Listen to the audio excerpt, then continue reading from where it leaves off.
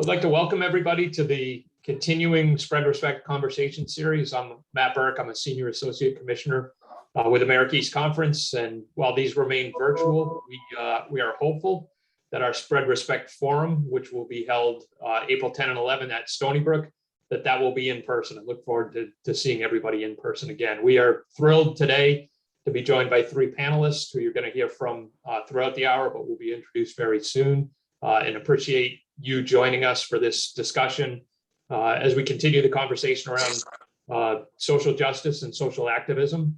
I want to give my thanks to Sierra Whitlock from our staff, who's put this together and done a great job of putting the panel together, as well as our host. And again, look forward to this conversation over the next hour or so. I'd like to remind everybody that they can use the question and answer tab if you want to get involved in the conversation with your comments or questions. And as I mentioned, our hosts, happy to have with us Senior Associate Athletic Director from Stony Brook University, Debbie DeJong, former coach, former athletic director. And we're really happy, obviously, to have her as part of America East, but also hosting this event today. So I'll turn it over to you, Debbie. Thanks, Matt, and thanks, Sierra, for having me. It really is an honor to be a part of the Spread Respect conversation. And it's an honor to really be surrounded by three impressive panelists today that have done a tremendous job on their campus, continuing to support our minority communities and creating spaces for great dialogue that really support our student athletes' activism, continues to build momentum with our student athletes in this space, and continues the passion from our student athlete coaching and administrative side. So again, I'm going to introduce our three wonderful panelists here, and I'm going to start with one of the best, Sierra Espeland, who is an amazing student athlete. She's in her fifth year as a field hockey student athlete at the University of Vermont. She is originally from Alexandria, Virginia, and she is a graduate of the Honors College in Civil Engineering and has a minor in mathematics. She's continuing her graduate degree in Civil Engineering as a graduate research assistant. She's made 4 appearances on the National Field Hockey Coaches Association All-Academic Squad. She's made the America East Commissioner Honor Roll. She's part of Vermont's Athletic Student Athlete of Color Affinity Group. Impressively, Sierra has won 2 gold medals representing the United States in the 2017 and 2021 Indoor Pan American Cup. Sierra is a daughter of Eric and Nancy, and she also has a younger sibling, Ashley. Welcome, Sierra. It's an awesome job, impressive bio. The next panelist is Coach Dwayne Killings. In March 2021, Dwayne Killings became the head men's basketball coach at the University at Albany. Killings arrived at Albany after spending previously 3 years at Marquette University, where he was the associate head. Killings made his way to Marquette after 2 years as an assistant at UConn and 5 years as an assistant coach at Temple. Since he started the NCAA coaching career at Temple in 2006, Killings' teams have made 7 NCAA tournament appearances and 1 appearance at an NIT. He's won 3 conference tournament titles, 2 regular season titles, and coached 3 conference players of the year, including 1 All-American selection. He is a graduate from Hampton University, and he has a wife, Anna, and 2 children. Welcome, Dwayne. And then last but not least is Denise King, who began her tenure at UMass Lowell in 2018 as a recruiting coordinator, assistant coach, and in May was named the head women's basketball coach. In her time at UMass Lowell, the Riverhawks succeeded, including back-to-back winning seasons and 2 straight America East playoff semifinal appearances. In 2019-20, the team set a Division I program record with 16 total wins and put together a record 7-game winning streak in the America East play, earning its first ever home playoff game. This past season, UMass Lowell has also earned double-digit wins in conference action. Before joining the Riverhawks staff, Coach King coached at Hofstra, Mount St. Mary's, and her alma mater, URI. During her stop, she has coached 11 conference selections, including 1 CAA Rookie of the Year and an A10 Legend. She's working on completing her master's in education in higher education administration as a part of the Diversity, Equity, and Inclusion Subcommittee at UMass Lowell. thank you all for taking your time out to have this spread respect conversation with us. And so again, we're going to discuss what each one of you are doing at your members institution, again, to continue the momentum in student athlete and administrative staff activism. So let's get started with just a couple questions. So all three of you come from different personal and professional backgrounds. Can you share some of your experience as a person of color in athletics and some pressures and challenges you might have felt? We can start with Denise. I drew the short straw, huh? No, just kidding. First off, I just want to say thanks to the America East for continuing on this conversation about social justice and how to continue on the conversation. I think for me, mostly being a minority as a student athlete and in the realm of coaching, I try not to let that be kind of an issue or kind of a thing that I think about a lot. I can say in some senses, some of the pressures that I feel like come along with being a minority in the coaching world is that I feel like I have a double-edged sword. I'm not only a female, but I'm a Black female. So along with that kind of comes the stereotypes of, is she angry? Is she combative? Does she always have an attitude? Things of that nature. But, just something to be aware of and something that I do think about from time to time in some of the interactions that I have. And then just in terms of kind of pressures, I mean, I feel like we have an added pressure to be successful, more so than, some of the majority, because I do feel at times we don't necessarily get the second chance opportunities that some other people do in our profession as well. So just a couple of things that I think about. Thanks, Denise. And again, I think it's very interesting to feel the pressures of who you are and when you're coaching, along with the typical pressures of trying to prep a basketball team and again, support young women to be successful in all aspects. Hey, Sierra, do you have an opinion on? Hi, thank you again for having us. And yes, I think I have a little bit of a different perspective as a current student athlete. And I think for me, field hockey, is a predominantly white sport, and sort of like as I've escalated, with the level of play, there's been, less and less diversity, I feel. And it's interesting to look around and compare the teams that I've been on when I was younger versus as it, you get older. And at University of Vermont, I'm one of two people of color on my team, which is an experience I hadn't really had before as well, coming from Virginia, which is relatively more diverse in comparison to Vermont. And then I also have the flip side of academics of, being a woman of color in STEM. And just specific to that, I feel, there is this question of belonging sometimes, and this feeling of having to prove myself, sort of similar to what Denise said, and just having the full experience as a student athlete woman of color has just been really unique. So yeah, that would be my answer.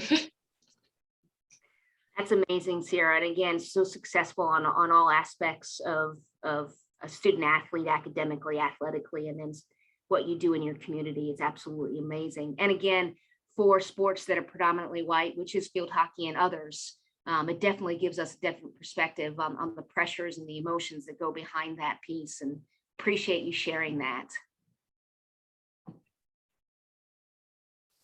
I'll just throw in there, for me, I think some of the pressures are just how you're received. Being a first-time Black coach, when I think about, going in certain communities in Albany, you're received one way, it's very different in other spaces. I tell our kids all the time, you have to be mindful of your reputation, be mindful of what you're putting on social media, be mindful of the words that you use, be mindful of your body posture. Now, having the visibility of being a head coach, it's a whole nother layer.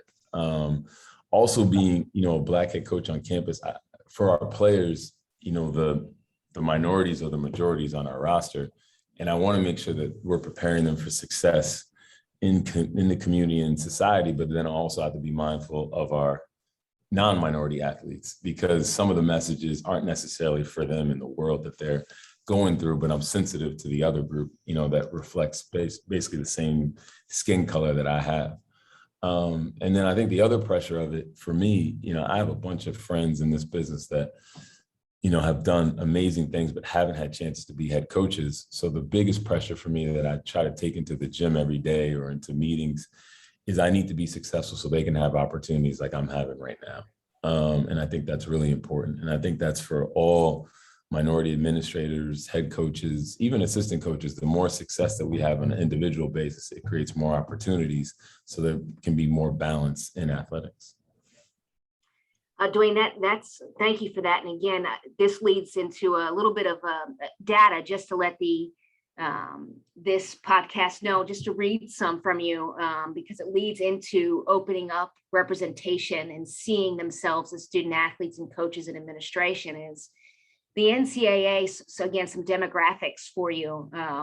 65% of its membership is white, and that's across all three divisions. And that representation is student athletes, coaches, administrators, staff members, FARs, with leaving only 35% of that representation being to minority groups. And in the America East, that population is 34% minority. And in coaches, it's only 21%. And in administrators, it's 11%. So again, the importance of being successful or placing your student athletes in success in yourself and seeing that is tremendous. And with this data, I guess my question is, what are your reactions or thoughts to that data? How does it make you feel? Does it resonate in an experience that you've gone through or see in your careers or as a student athlete where you feel like, what's your thought to that data and how do we overcome that? I'll go. For me, it's disappointing, but I think it's encouraging because it's a great opportunity. I say the challenges here at Albany, they're just opportunities, right, to get it right. Now, I think the big thing is how do we think different? When I look at the McClendon Foundation, what they've done, I think it's great, that head coaches with that kind of earning capacity could create and endow positions at universities. But I think now they're having engaging conversations with corporations to fund those positions. Well, they don't need to go to high major programs. They need to go to programs like Denise's at UMass Lowell or ours at Albany, because we need more minorities in these places. Here at Albany, it's an amazing place. It's very diverse. There's great students here. I don't know that in all the offices, there's faces that look like the student body everywhere that there needs to be. And I think it's a challenge, but it's an opportunity to grow, but we have to think a little bit bigger. And, to be honest with you, my job is to win basketball games. My job is also to apply pressure on this campus and this community to grow. And that's what I try to do every day. And it motivates me every day I get out of bed. That's great, Dwayne. That's awesome. Yeah, just to piggyback on that, obviously representation is key. Us being, students and coaches of color in this profession, it allows our student athletes to be able to know that this is something that they can attain, something that they can achieve. And if they don't see it, that old saying, if you can't see it, you can't achieve it, or if you see it, you will. So that's just kind of what I think about when I'm in this position. I want to empower as many students of color as I can, as well as students of non-color or the majority. I want to encourage and empower them as well. But for definitely our students of color, I definitely want to be a voice. I definitely want to show and improve and be an example of, hey, you guys can get here with hard work and determination. So yeah. Yeah, and I just want to tag onto that as well, is that, this is something that student athletes are recognizing, and that we're not seeing ourselves in those leadership positions.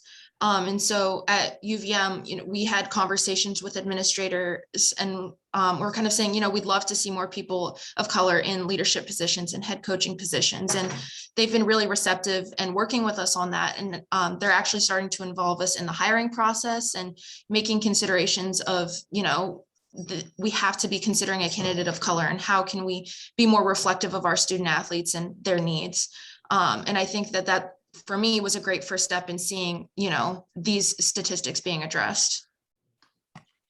Thanks, Sierra. And again, I think the piece of this is what I just took out of this was really the obstacles equaling opportunities. And I love the thought process of not just coaching our sport, but really putting pressure on our campus to make positive change. And again, I think that's absolutely awesome. I'd like to talk, because you guys, all three of you have put, we can call it pressure, or we can call it that you've been activists in athletics. Let's talk a little bit about your experiences in the things that you've done on campus to put pressure or educate or support or move forward activism, and kind of how that has been received at your institutions from student athletes' perspective, coaches, or administrators. So I don't know, Coach Killings, if we want to start a little bit with you and your efforts that you've done over the last few years. Yeah, thank you. When I was at the Big East, myself, Kyle Neptune, who's now the head coach at Fordham, who used to be at Villanova, Kamani Young, who's at UConn, and Ivan Thomas at Providence, we started a group called Coaches for Action. So it was the 21 minority assistants in the Big East. And we had 3 initiatives. One was to get a Black Lives Matter patch on uniforms. And the goal was to kind of do what we're doing right now. It was to kind of extend the conversation from, the incidents that happened during the pandemic to kind of the present moment, which was last year, but even now. Secondly, was to do kind of what everybody was doing was, raise voting awareness and kind of increasing the efforts and the energy to get people to use and exercise their ability to vote. Then lastly, we created a scholarship fund, and our goal was to endow a scholarship to attend one of the Big East institutions. We raised close to $10,000. And we were really proud of the work, because a lot of people tried to say that what we were trying to do, we should leave to head coaches, but we still saw ourselves as leaders, although we were just assistants. And in this process of becoming a head coach here, at Albany, I was actually surprised how often that moment came up, because I think people saw it as a call to action and doing more beyond the job, but it was still great leadership training for me. Our decision moving forward was the next wave of assistants in the Big East would kind of take the baton for Coaches for Action, kind of figure out what was next for the group. So those guys are going to do some really good things this year. But it was a group I was really proud of. And, in my short time here on campus, I've tried to meet with students. We had a meeting this morning. And I want to try to figure out, what are the issues here on campus? And then how can my office, our program, our players, or myself help address them, help our campus just function, at a higher level, or get people to think a little bit different, try to figure out the community where the opportunities are. Because I do think the one thing we struggle with in higher education is everybody has great passion. We just do things. We don't ask students enough, what do they need? What are the things, the challenges that they're going through? So that's just my mindset. That's my approach. So that's how we're trying to do it here. Yeah, student athletes' voices are extremely important. Dwayne, thanks for sharing that. Denise, I know that you have had many conversations. Can you kind of explain some of the conversations and approach you've had at UMass Lowell to continue? Yeah, absolutely. I think for us here, we took the time with the pandemic, and even though it was a pretty bad situation and kind of looked at poorly, we also used it to our benefit. So we had a lot of Zoom conversations with our student athletes of just kind of hearing their voice, picking their brains, what matters to them, how do they feel about the things that are going on our campus, how they were affected by George Floyd and that situation as well. And just had an open dialogue, and it was pretty raw. And we talked about some of our own experiences that we faced as student athletes, being at PWIs as well, and kind of what that entails. But within those conversations of our own team, we also reached out and spoke with a couple of other programs within the America East. So we had a conversation with UMaine, and we had one also as well with Hartford. And I just thought it was really good that all teams were able to share each other's experiences, hear what each other is going through. And sometimes that's the best form of education, just learning from each other's experiences and being a listening ear, and just letting people know that everybody goes through their challenges, some similar challenges, and then just also how to be a positive force and just adjust and move and learn how to ask for help when needed. So I think the conversations were really, really good. And I just hope that we can kind of continue those conversations as well. Thanks, Denise. Hey, Sierra, from a student athlete perspective, we just talked about conversations and listening to our student athletes. How do you feel like, from a student athlete's perspective, it was on your campus to have some of that tough, uncomfortable conversations that I'm sure led through this last year, maybe prior to this last year, but definitely through this time period? How did those go for you?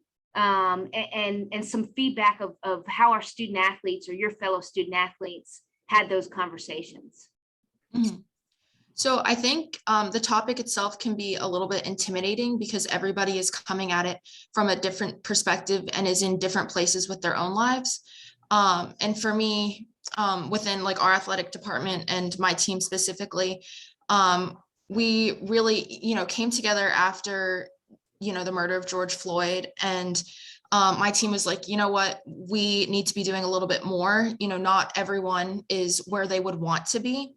And so we had, a couple of people who met as a focus group and were like, these are the topics, and kind of moderated conversations with our team. And, it was an ongoing conversation over the whole year. And I think that a lot of people were, starting to put words to feelings that they maybe hadn't been able to before, and just kind of look at their own experiences through a different lens, and just having this really like open and raw dialogue.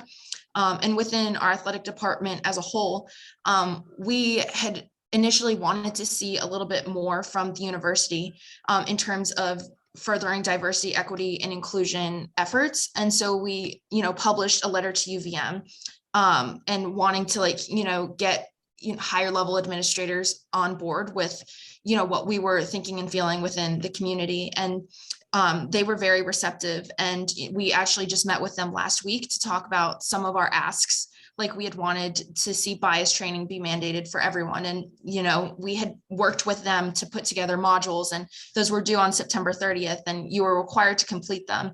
And I think there was a willingness there to meet us where we needed to be met.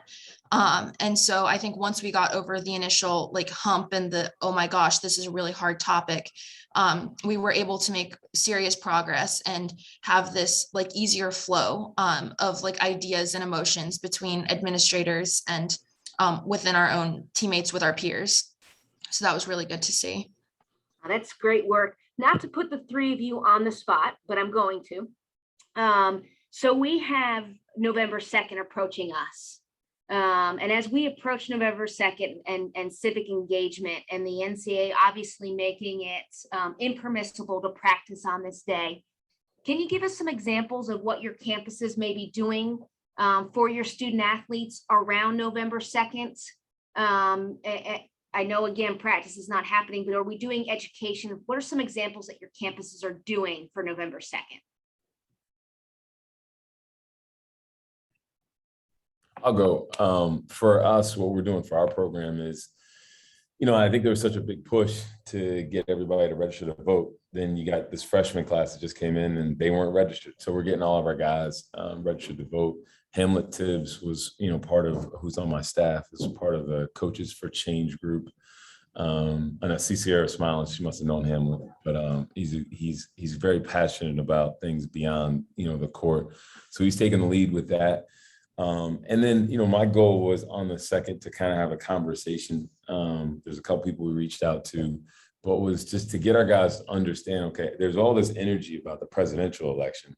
There's no energy about general elections and how, mayors are elected, how school officials are elected, just to get our guys to understand it. I don't know if it necessarily there's enough education in this fast, and in all honesty, for me, with so much going on, being a first-time head coach here, that we can spend the time to get them to understand every single election that's going on in all the different states that are represented in our program. We have kids from New York, Florida, Georgia, Pennsylvania. But my goal was to get them to appreciate the opportunity and what that vote could mean, because in reality, they could feel that vote way more than they could feel the presidential election. So that's the things that we're going to do with that day. And just try to invest some time into the person rather than just the athlete on that given day. Thanks, Dwayne. Yeah, I think for us, it's pretty much the same. We did a heavy hit in the beginning with the presidential election. We have a vast amount of student athletes from different areas as well.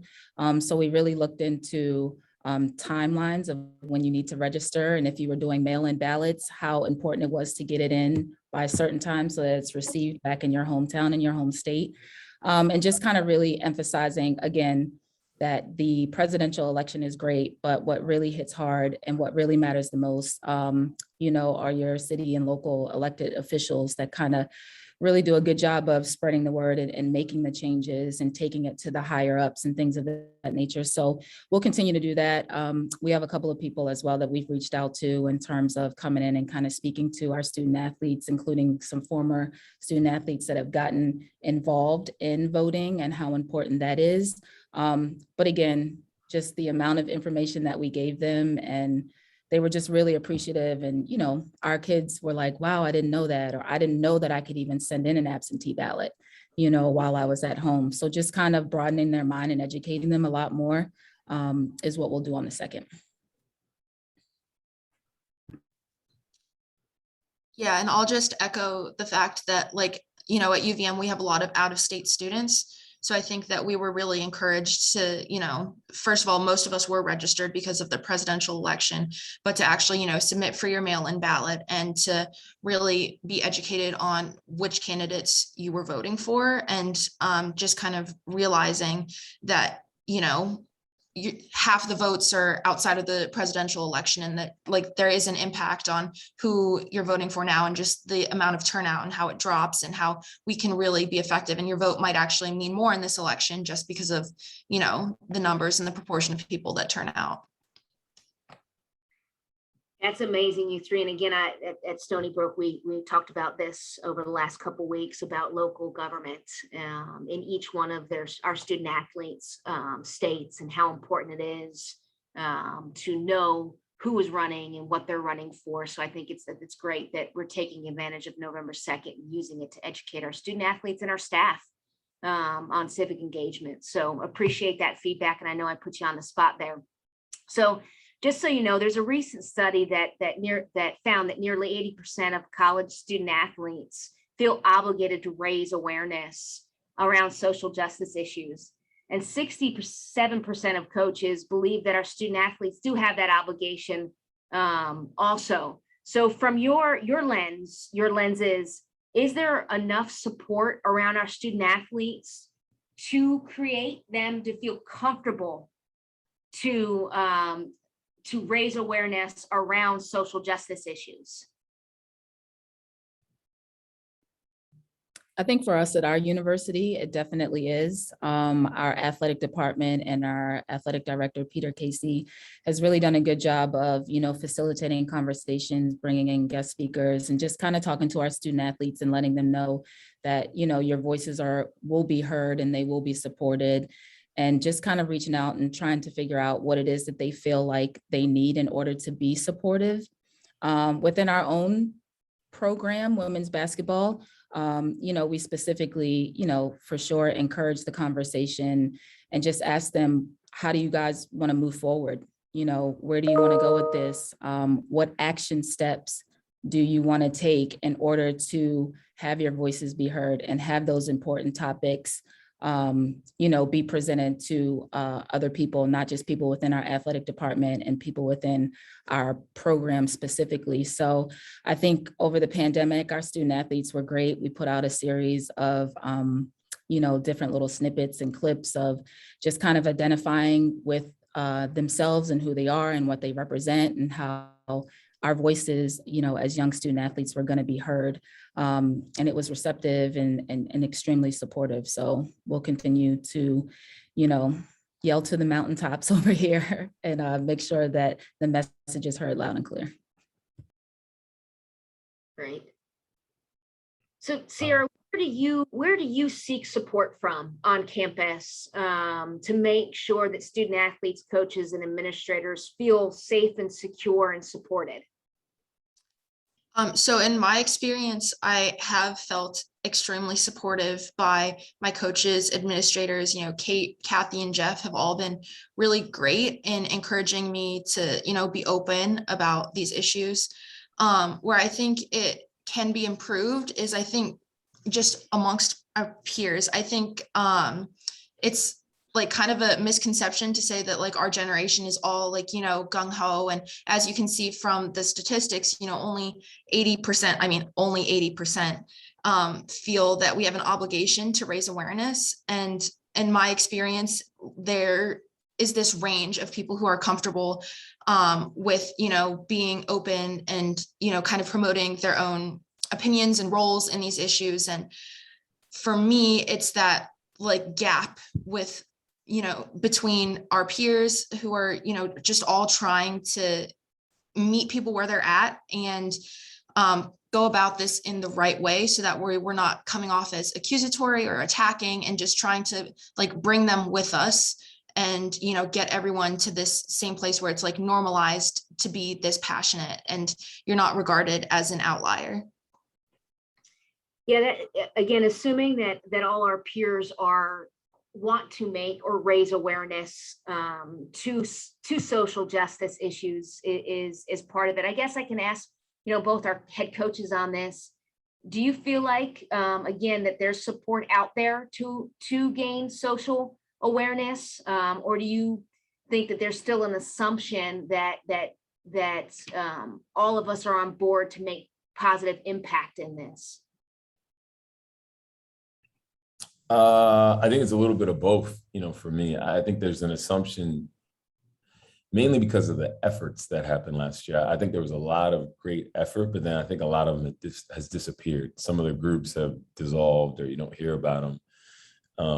For myself, I went from one place to another. It's kind of changed, not my intentions, but my attention has changed and it's shifted. And I worry about that a little bit. I don't know that you see as many efforts across campuses, across leagues to continue those conversations. And then I do think that people here at Albany, for instance, are very supportive of all the things and all the conversations that need to happen and the efforts that need to happen. But I do think, like, for our student athletes, it could be comfortable today. Society could make it very uncomfortable tomorrow, or an incident on campus or in the community could make them pissed off or just internalize all those things. And, we try to have conversations, in our program. We send our group, out to have the option to go meet with a group called CAPS on campus, more of a mental health kind of thing. We've had different people from different church groups come in, just so our kids have different outlets to talk about the things that they're going through. Because I don't know everything that they're experiencing in the community and on campus. So I think we have to be mindful of those things. But I do worry that if I look at, say, social media feeds, what you saw all over the place this time last year is not existing today. So that means that conversation, the momentum that we had has been lost. So that means that we've had a failed effort in some respects. And I just try to make sure that we can impact at least our kids in our program and in the spaces I operate in, where I am right now. Yeah, just to kind of echo that sentiment, I think in terms of follow through, it's extremely important. I think during the pandemic, since we weren't allowed to go anywhere and do a whole bunch of things and be pulled in a lot of different directions, it gave people a lot of time to focus on this specific thing. But now that the world has opened back up, and people are pulled in many different directions, we have to be intentional about our actions. We have to be intentional about our conversations and how we want to move forward, and just continue to get better, continue to grow, continue to educate those that are within the student athlete world and outside. I know for the most part, our student athletes definitely feel supported in-house. But in terms of kind of out in the real world, obviously, again, social media is huge. People like to hide a lot behind the keyboard and, profile pictures and things of that nature. But, we just constantly encourage our kids and we constantly support our kids to have a voice and to let them know that it is okay to have these discussions. It is okay to, put a little bit of pressure on people because we feel that that's what we need, collectively moving forward in this society. In order to, create change, you gotta make a little bit of noise and raise a little hell, so to speak. Thank you, three. I can't agree more. I think as this academic year started up, and again, you have two basketball coaches that are 3 weeks away from playing, and Sierra, who's in the middle of field hockey season. It is amazing. Our focuses do have to be in multiple places, and again, keeping this conversation and this pressure on. I guess my question to the three of you is, how can we support or do things in our athletic departments or on campus to continue that momentum, since again, people are focused on multiple things, again, not dropping the focus of social justice, but again, prepping for practice, prepping for competition, taking care of academics. How do we spread the support across campus to be able to continue that momentum forward and not place that pressure just on one person?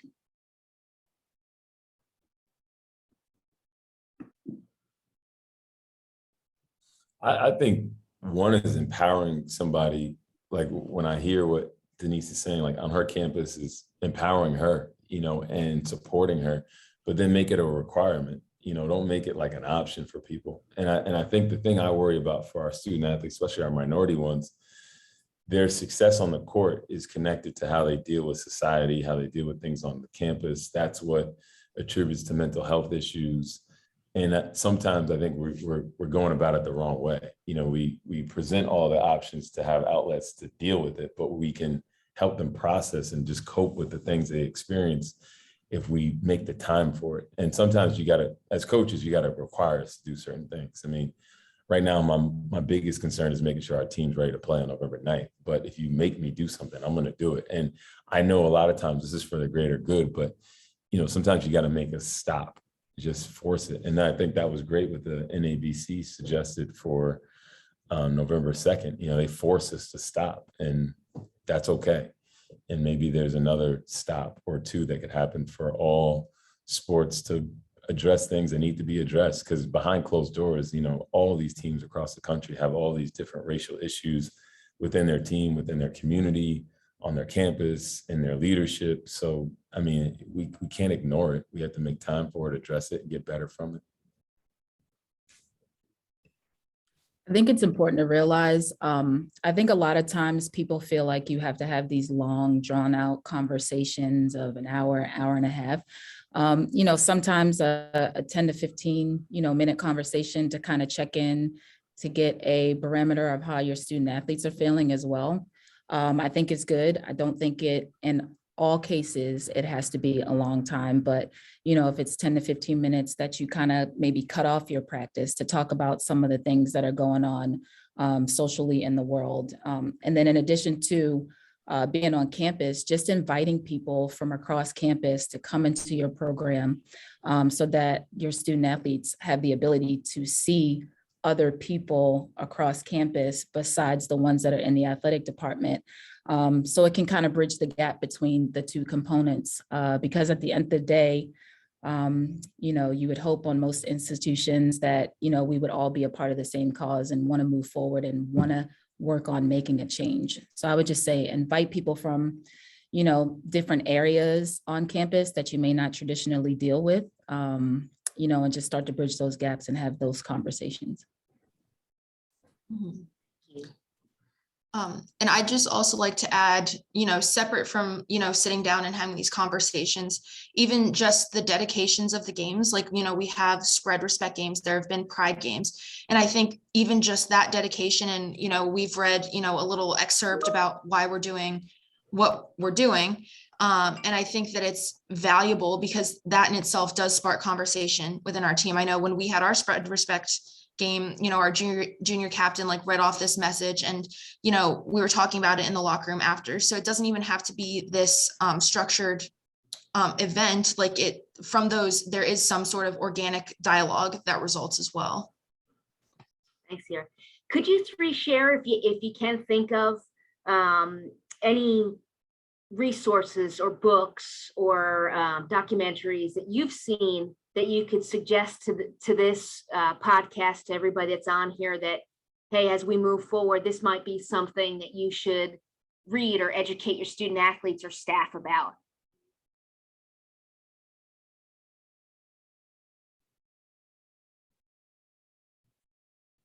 Again, I put the three of you on spot. My team, we listen to the podcast 1619. And so we have, you know, a significant like international population that really hadn't understood where the root of American issues is coming from. And I think that was really helpful to try to get everyone sort of a little bit more up to speed.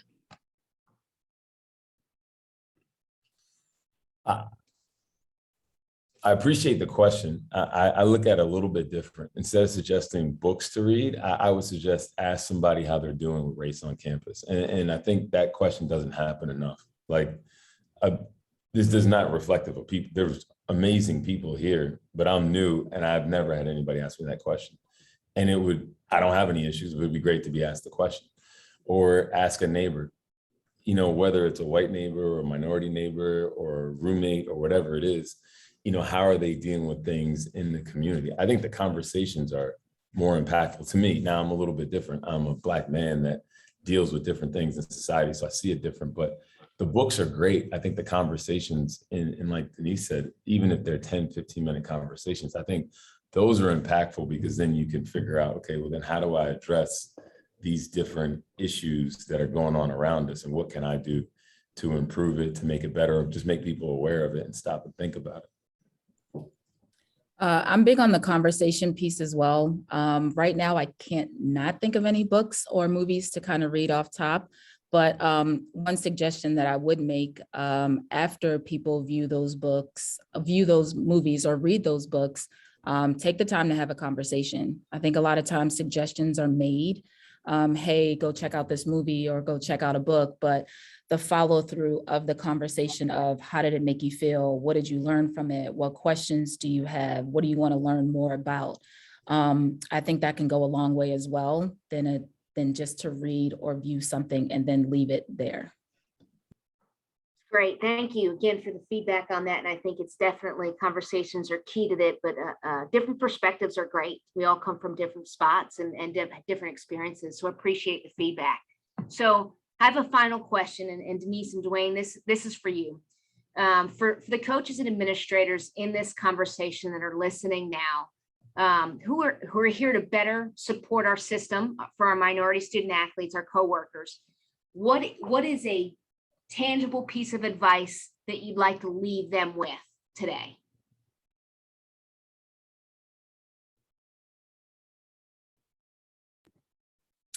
I think for me, it's just really important to be a listening ear and to ask those questions that you may feel a little bit uncomfortable in asking. But definitely to be a listening ear, to keep the conversations going and the conversations flowing. I think it's important to have action items, you know, as well. Moving forward, the conversation is great, but how are we going to move the needle forward? So just talking about action plans and action steps and things of that nature to educate people. You know, here at UMass Lowell, in addition to playing, you know, the national anthem, we also play the Black national anthem here. So it's just another way to get a little bit of education. And, you know, you have that conversation of, wow, like some people have never even heard of it or don't even know anything about it. So, you know, we received a lot of support in that, being able to play that.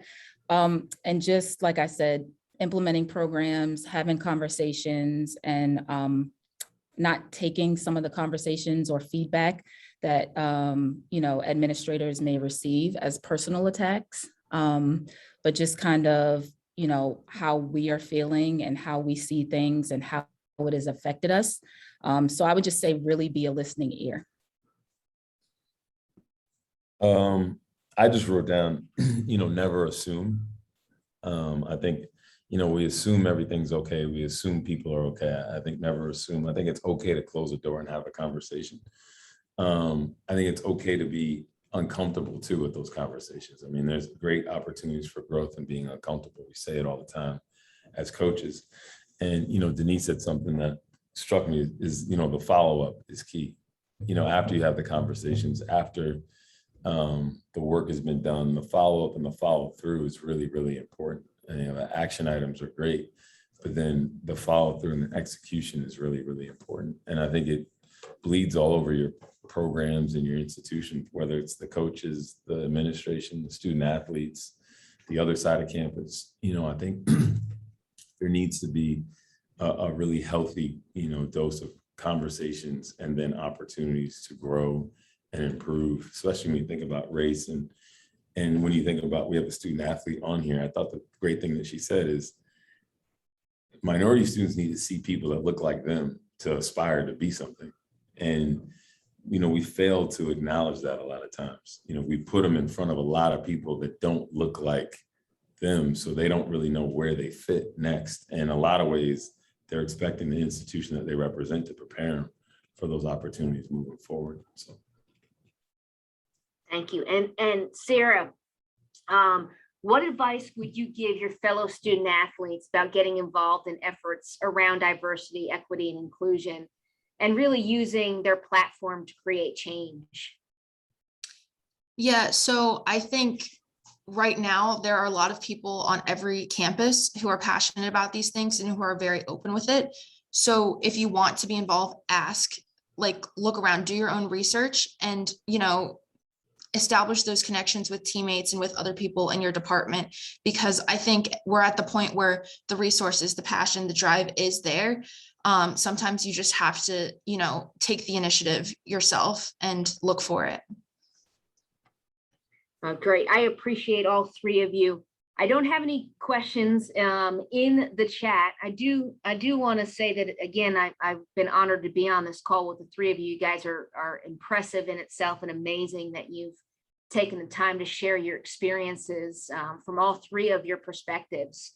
I think some of the great things, so that I jotted down is really open conversation, continued conversation, being uncomfortable and being okay with it, and follow up and follow through, and how important that piece is to all of us as student athletes, staff, coaches, and administrators. So I appreciate that piece from you guys. Again, obstacles and opportunities, we figure out them every day and how we view them in that perspective, but just amazed by the three of you and what you've done on each one of your campuses. And sounds like the support there at each one of your institutions is tremendous and has made you feel empowered to be able to do this type of work, which is tremendous.